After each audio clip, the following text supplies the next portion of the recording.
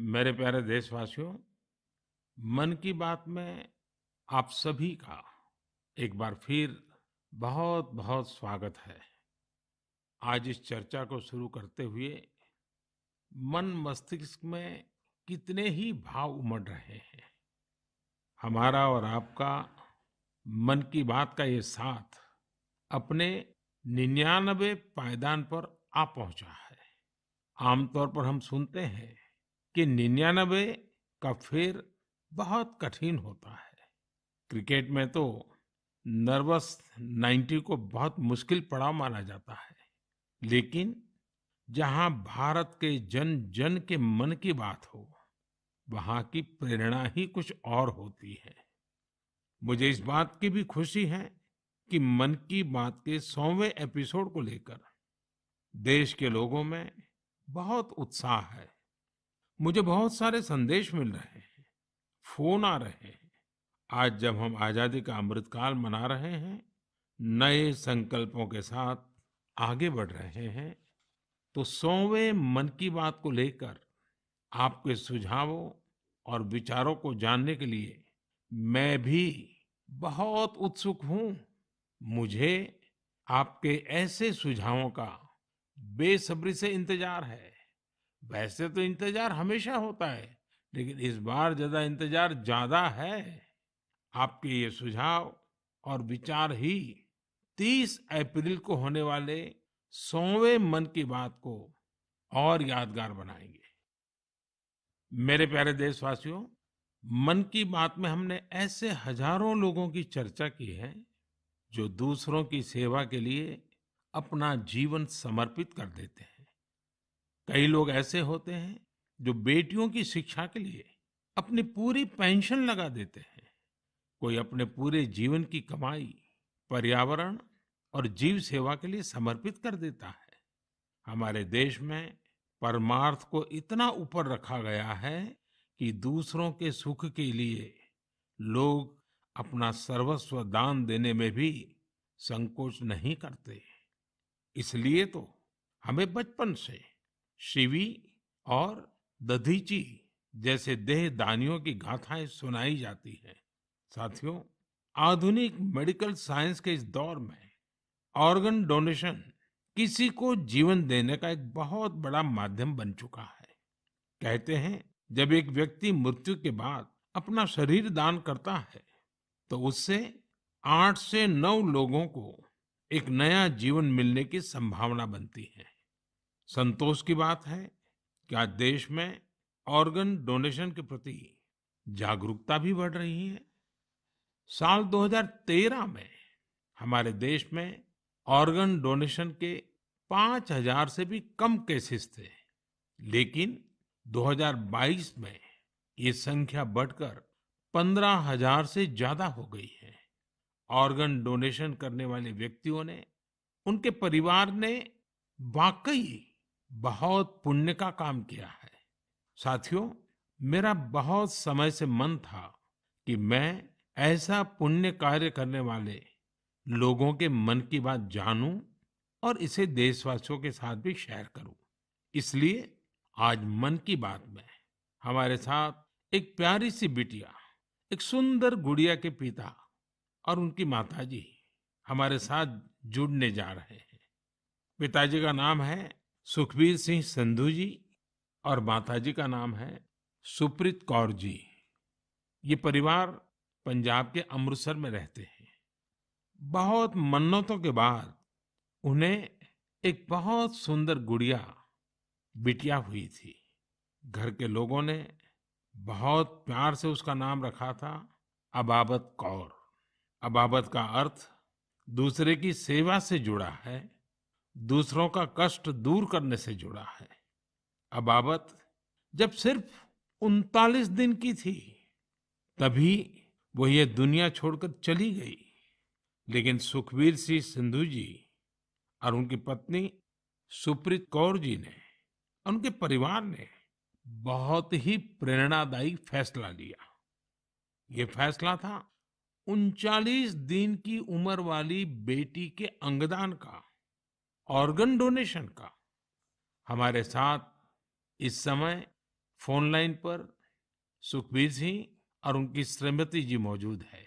आइए उनसे बात करते हैं। सुखबीर जी नमस्ते। नमस्ते माननीय प्रधानमंत्री जी, सत श्री अकाल। सत श्री अकाल जी, सत श्री अकाल जी।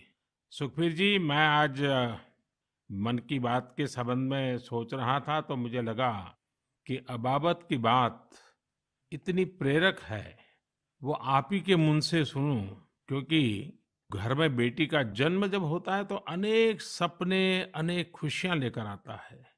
लेकिन बेटी इतनी जल्दी चली जाए, वो कष्ट कितना भयंकर होगा, उसका भी मैं अंदाज लगा सकता हूँ। जिस प्रकार से आपने फैसला लिया है, तो मैं सारी बात जानना चाहता हूँ जी। सर, भगवान ने बहुत अच्छा बच्चा दिया था हमें। बहुत प्यारी गुड़िया हमारे घर में आई थी। उसके पैदा होते ही हमें पता चला कि उसके दिमाग में एक ऐसा नाड़ियों का गुच्छा बना हुआ है जिसकी वजह से उसके दिल का आकार बड़ा हो रहा है। तो हम हैरान हो गए कि बच्चे की सेहत इतनी अच्छी है, इतना खूबसूरत बच्चा है और इतनी बड़ी समस्या लेकर पैदा हुआ है। तो पहले 24 दिन तक तो बहुत ठीक रहा बच्चा, बिल्कुल नॉर्मल रहा। अचानक उसका दिल एकदम काम करना बंद हो गया।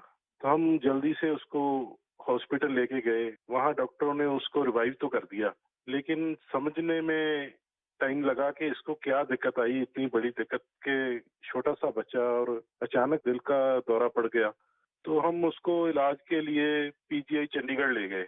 वहाँ बड़ी बहादुरी से उस बच्चे ने इलाज के लिए संघर्ष किया, लेकिन बीमारी ऐसी थी कि उसका इलाज इतनी छोटी उम्र में संभव नहीं था। डॉक्टरों ने बहुत कोशिश की कि उसको रिवाइव करवाया जाए। अगर 6 महीने के आसपास बच्चा चला जाए तो उसका ऑपरेशन करने की सोची जा सकती थी, लेकिन भगवान को कुछ और मंजूर था। उन्होंने केवल 39 डेज की जब हुई तो डॉक्टर्स ने कहा कि इसको दोबारा दिल का दौरा पड़ा है, अब उम्मीद बहुत कम रह गई है। तो हम दोनों मियाँ बीवी रोते हुए इस निर्णय पे पहुंचे कि हमने देखा था उसको बहादुरी से जूझते हुए, बार बार ऐसे लग रहा था जैसे कि अब चला जाएगी, लेकिन फिर रिवाइव कर रही थी। तो हमें लगा कि इस बच्चे का यहाँ आने का कोई मकसद है। तो उन्होंने जब बिल्कुल ही जवाब दे दिया तो हम दोनों ने डिसाइड किया कि क्यों ना हम इस बच्चे के ऑर्गन डोनेट कर दें, शायद किसी और की जिंदगी में उजाला आ जाए। फिर हमने पीजीआई के जो एडमिनिस्ट्रेटिव ब्लॉक है उनमें संपर्क किया और उन्होंने हमें गाइड किया कि इतने छोटे बच्चे के केवल किडनीज ही दी जा सकती हैं। परमात्मा ने हिम्मत दी, गुरु नानक साहब का फलसफा है, इसी सोच से हमने डिसीजन ले लिया जी। ये गुरुओं ने जो शिक्षा दी है उसको आपने जी करके दिखाया जी। सुरप्रीत जी हैं क्या, उनसे बात हो सकती है? जी सर। हेलो। सुरप्रीत जी मैं आपको प्रणाम करता हूँ। नमस्कार सर, नमस्कार। सर, ये हमारे लिए बड़ी गर्व की बात है कि आप हमसे बात कर रहे हैं। आपने इतना बड़ा काम किया है और मैं मानता हूँ देश ये सारी बातें जब सुनेगा तो बहुत लोग किसी की जिंदगी बचाने के लिए आगे आएंगे। अबाबत का ये योगदान है, ये बहुत बड़ा है जी। सर, ये भी गुरु नानक पातशाह जी की शायद बख्शिश थी कि उन्होंने हिम्मत दी ऐसा डिसीजन लेने में। गुरुओं की कृपा के बिना तो कुछ हो ही नहीं सकता जी। बिल्कुल सर, बिल्कुल। सुखबीर जी जब आप अस्पताल में होंगे और ये हिला देने वाला समाचार जब डॉक्टर ने आपको दिया, उसके बाद भी आपने स्वस्थ मन से, आपने और आपकी श्रीमती जी ने इतना बड़ा निर्णय किया। गुरुओं की सीख तो है ही है, लेकिन आपके मन में इतना बड़ा उदार विचार, और सचमुच में अबाबत का जो अर्थ सामान्य भाषा में कहे तो मददगार होता है, ये काम कर दिया। ये उस पल को मैं सुनना चाहता हूँ जी। सर, एक्चुअली हमारे एक फैमिली फ्रेंड है, प्रिया जी। उन्होंने अपने ऑर्गन डोनेट किए थे, उनसे भी हमें प्रेरणा मिली। तो उस समय तो हमें लगा कि शरीर जो है पंच तत्व में विलीन हो जाएगा। जो कोई बिछड़ जाता है, चला जाता है, तो उसका शरीर को जला दिया जाता है या दबा दिया जाता है। लेकिन अगर उसके ऑर्गन किसी के काम आ जाए तो ये भले का ही काम है। और उस समय हमें और गर्व महसूस हुआ जब डॉक्टर्स ने ये बताया हमें कि आपकी बेटी इंडिया की यंगेस्ट डोनर बनी है जिसके ऑर्गन सक्सेसफुली ट्रांसप्लांट हुए हैं। तो हमारा सर गर्व से ऊंचा हो गया कि जो नाम हम अपने पेरेंट्स का इस उम्र तक नहीं कर पाए, एक छोटा सा बच्चा आके इतने दिनों में हमारा नाम ऊंचा कर गया। और इससे और बड़ी बात है कि आज आपसे बात हो रही है इस विषय पे, हम प्राउड फील कर रहे हैं। सुखबीर जी आज आपकी बेटी का सिर्फ एक अंग जीवित है ऐसा नहीं है। आपकी बेटी मानवता की अमर गाथा की अमर यात्री बन गई है। अपने शरीर के अंश के जरिए वो आज भी उपस्थित है। इस नेक कार्य के लिए मैं आपकी, आपकी श्रीमती जी की, आपके परिवार की सराहना करता हूँ। Thank you sir. साथियों, ऑर्गन डोनेशन के लिए सबसे बड़ा जज्बा यही होता है कि जाते जाते भी किसी का भला हो जाए, किसी का जीवन बच जाए। जो लोग ऑर्गन डोनेशन का इंतजार करते हैं वो जानते हैं कि इंतजार का एक एक पल गुजरना कितना मुश्किल होता है। और ऐसे में जब कोई अंगदान या देहदान करने वाला मिल जाता है तो उसमें ईश्वर का स्वरूप ही नजर आता है।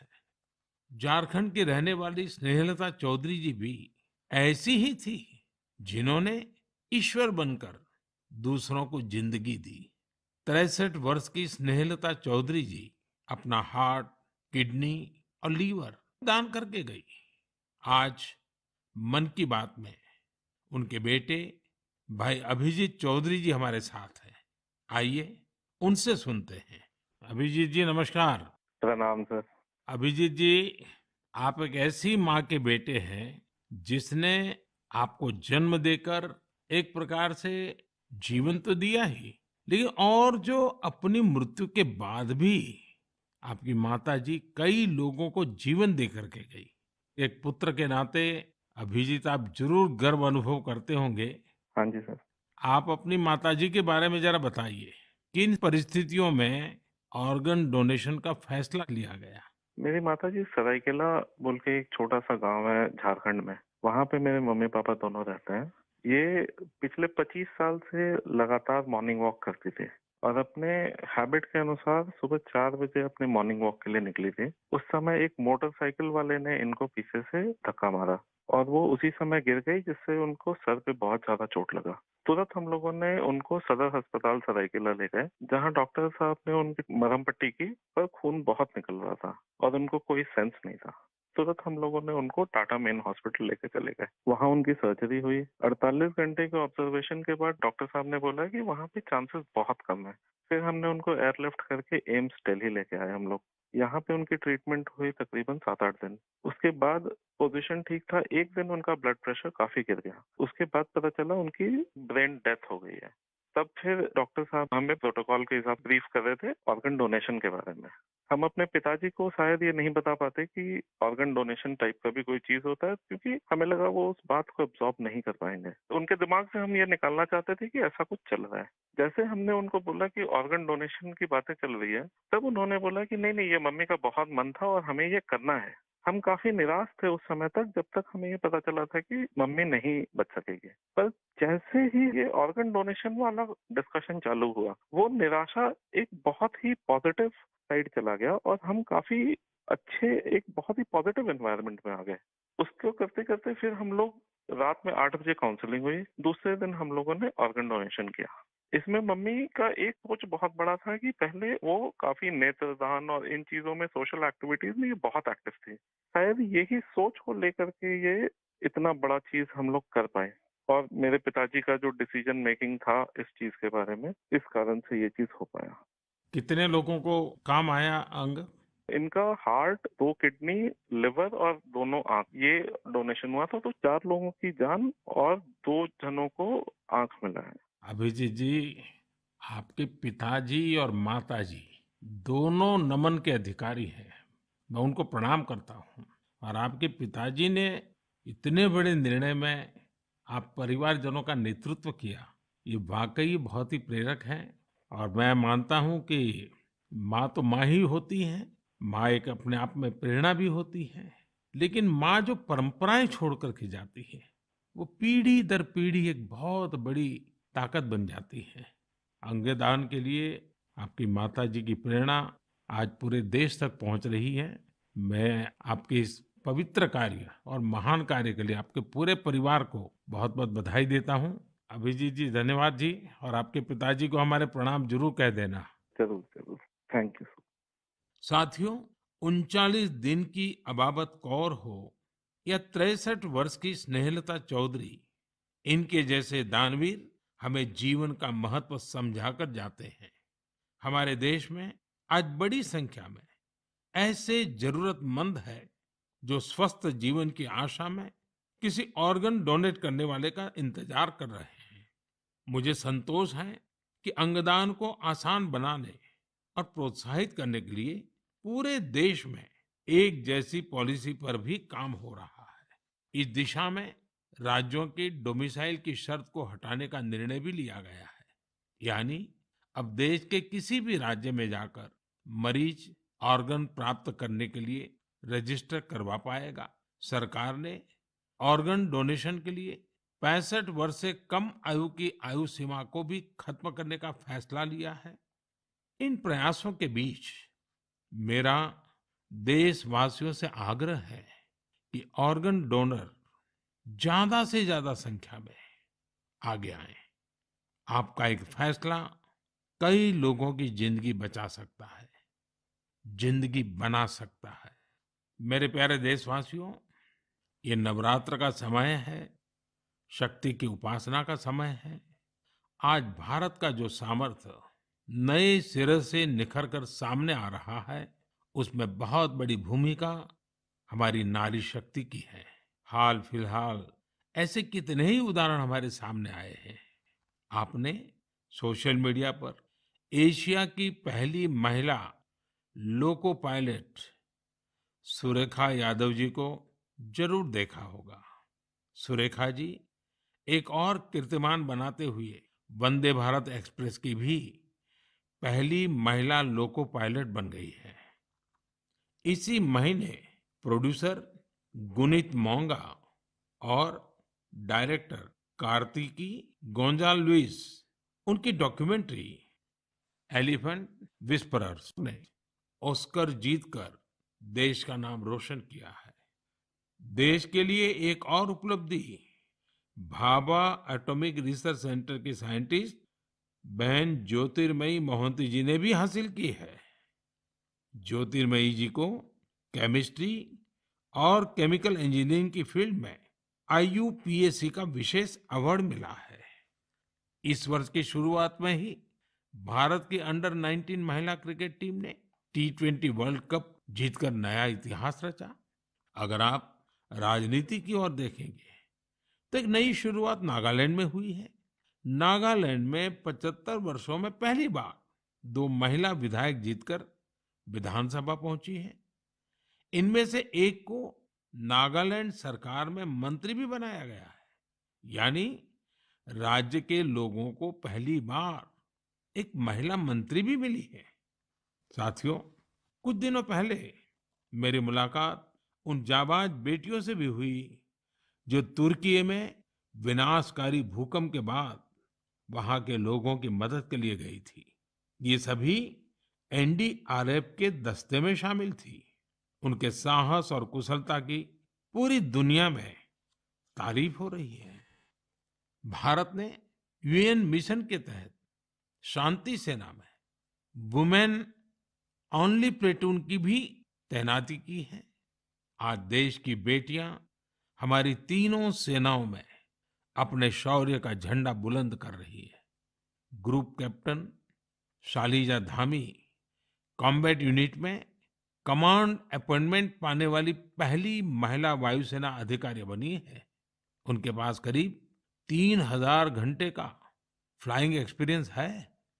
इसी तरह भारतीय सेना की जांबाज कैप्टन शिवा चौहान सियाचिन में तैनात होने वाली पहली महिला अधिकारी बनी है।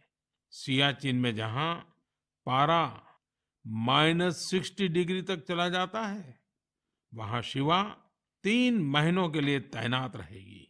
साथियों, यह लिस्ट इतनी लंबी है कि यहाँ सबकी चर्चा करना भी मुश्किल है। ऐसी सभी महिलाएं, हमारी बेटियां आज भारत और भारत के सपनों को ऊर्जा दे रही है। नारी शक्ति की ये ऊर्जा ही विकसित भारत की प्राणवायु है। मेरे प्यारे देशवासियों, इन दिनों पूरे विश्व में स्वच्छ ऊर्जा रिन्यूएबल एनर्जी की खूब बात हो रही है। मैं जब विश्व के लोगों से मिलता हूं तो वो इस क्षेत्र में भारत की अभूतपूर्व सफलता की जरूर चर्चा करते हैं। खासकर भारत सोलर एनर्जी के क्षेत्र में जिस तेजी से आगे बढ़ रहा है वो अपने आप में एक बहुत बड़ी उपलब्धि है। भारत के लोग तो सदियों से सूर्य से विशेष रूप से नाता रखते हैं। हमारे यहाँ सूर्य की शक्ति को लेकर जो वैज्ञानिक समझ रही है, सूर्य की उपासना की जो परंपराएं रही हैं, वो अन्य जगहों पर कम ही देखने को मिलते हैं।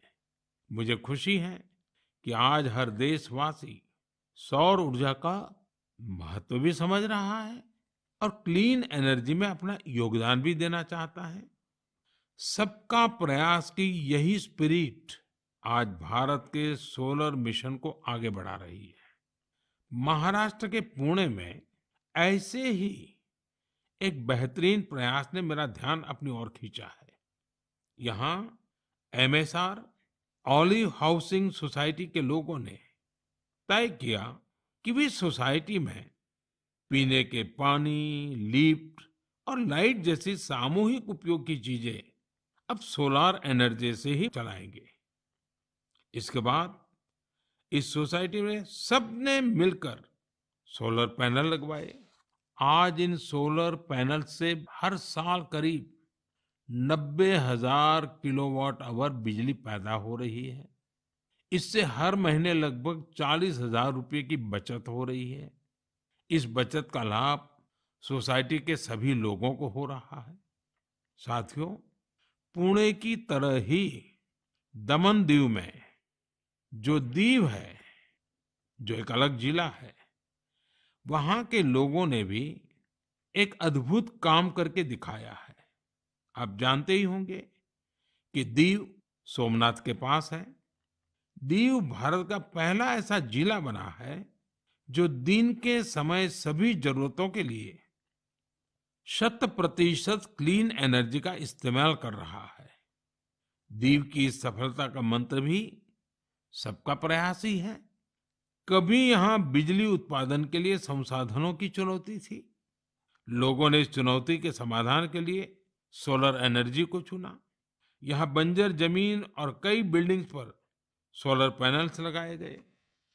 इन पैनल से दीव में दिन के समय जितनी बिजली जरूरत होती है उससे ज्यादा बिजली पैदा हो रही है। इस सोलर प्रोजेक्ट से बिजली खरीद पर खर्च होने वाले करीब 52 करोड़ रुपए भी बचे हैं। इससे पर्यावरण की भी बड़ी रक्षा हुई है। साथियों, पुणे और दीव उन्होंने जो कर दिखाया है, ऐसे प्रयास देश भर में कई और जगहों पर भी हो रहे हैं। इनसे पता चलता है कि पर्यावरण और प्रकृति को लेकर हम भारतीय कितने संवेदनशील हैं और हमारा देश किस तरह भविष्य की पीढ़ी के लिए बहुत जागृत है। मैं इस तरह के सभी प्रयासों की हृदय से सराहना करता हूं। मेरे प्यारे देशवासियों, हमारे देश में समय के साथ स्थिति परिस्थितियों के अनुसार अनेक परंपराएं विकसित होती है। यही परंपराएं हमारी संस्कृति का सामर्थ्य बढ़ाती हैं और उसे नित्य नूतन प्राण शक्ति भी देती है। कुछ महीने पहले ऐसी ही एक परंपरा शुरू हुई काशी में।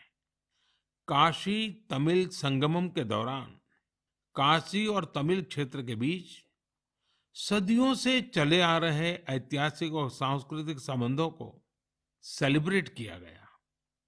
एक भारत श्रेष्ठ भारत की भावना हमारे देश को मजबूती देती है। हम जब एक दूसरे के बारे में जानते हैं, सीखते हैं, तो एकता की ये भावना और प्रगाढ़ होती है। यूनिटी की इसी स्पिरिट के साथ अगले महीने गुजरात के विभिन्न हिस्सों में सौराष्ट्र तमिल संगमम होने जा रहा है। सौराष्ट्र तमिल संगमम 17 से 30 अप्रैल तक चलेगा। मन की बात के कुछ श्रोता जरूर सोच रहे होंगे कि गुजरात के सौराष्ट्र का तमिलनाडु से क्या संबंध है।